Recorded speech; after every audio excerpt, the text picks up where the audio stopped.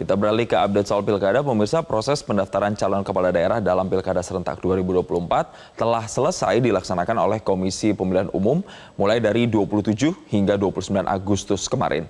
Dan untuk pertama kalinya, Papua Pegunungan melaksanakan pemilihan gubernur dan wakil gubernur.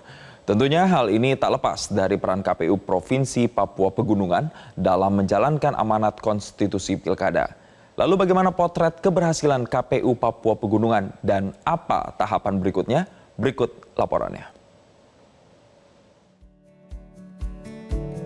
Untuk pertama kalinya, Provinsi Papua Pegunungan menggelar pemilihan gubernur dan wakil gubernur definitif periode 2024-2029.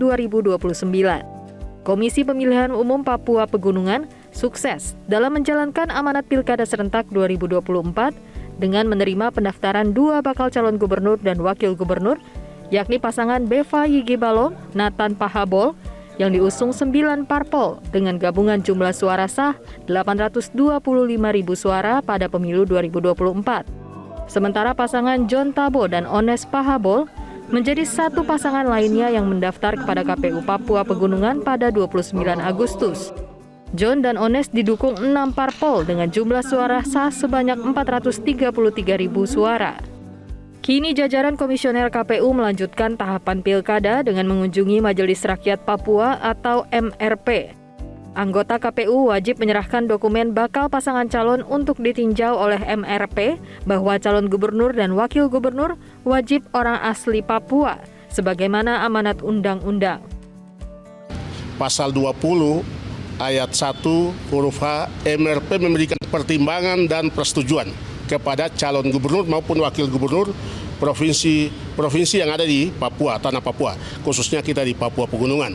Sehingga kami hari ini menyerahkan dokumen itu 7 hari mereka melakukan pertimbangan, melakukan klarifikasi sampai kepada suku-suku calon yang bersangkutan untuk mendapat, kami tunggu mendapat rekomendasi kehasilan orang Papua.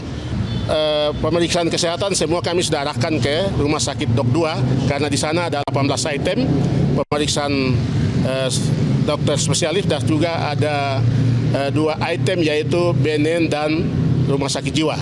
Sampai pada dari tanggal 27 Agustus sampai dengan 2 September. Selanjutnya kami akan melakukan verifikasi administrasi. Kalau ada kekurangan dokumen yang kemarin diserahkan oleh bakal calon gubernur dan wakil gubernur, kami akan menyampaikan untuk mereka lengkapi. Setelah lengkapi, kami akan melakukan verifikasi.